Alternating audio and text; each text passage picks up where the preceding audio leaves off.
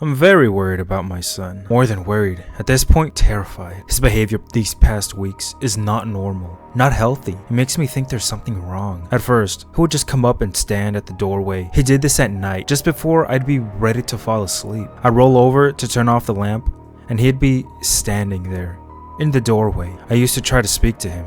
I don't do that anymore. He never has answered me. He just stares. A couple of days ago, he graduated from standing in the doorway to coming in and sitting on the bed. He still doesn't speak. I have to ask him what he wants. I've asked him if anything is bothering him. It's not like him to be so quiet.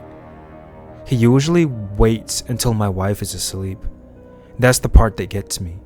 She always falls asleep before me, and he has never come in when she's awake. But then, she didn't have a hand in this. If something doesn't change soon, I don't know what I'm gonna do.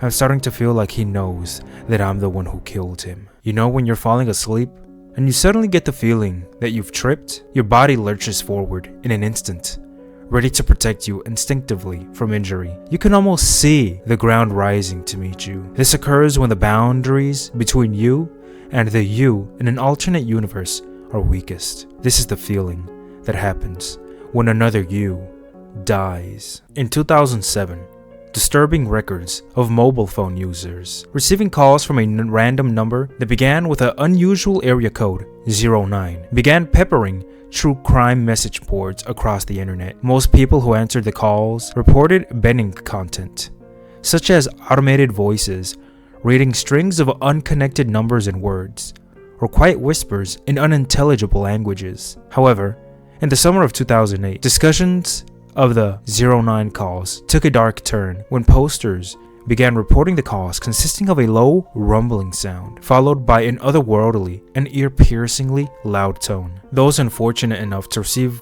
these calls reported immediate and severe tympanitis, migraines, brain fog, and nosebleeds in the days following. All of this snowballed until November 9th, 2008, when an unsuspecting Kelly Myers of Lancaster, Pennsylvania, went to work with a migraine after answering a call from the 09 number. Kelly collapsed at her desk and began bleeding profusely from her eyes, ears, nostrils, and mouth, and she was pronounced dead on the scene by first responders. Dr. Deepak Krishnamurthy of Lancaster General went on record saying that Kelly had suffered the most catastrophic cerebral aneurysm he'd ever seen. Despite authorities' efforts to trace these calls in the weeks following Kelly's death, no point of origin was ever established, and the case remained cold. That was until the spring of 2009, when one anonymous poster on a now defunct paranormal message board was able to trace the origins of one of the calls back to a rotary phone in the East Wing basement of the Holmesburg Prison in Philadelphia, a permanently closed facility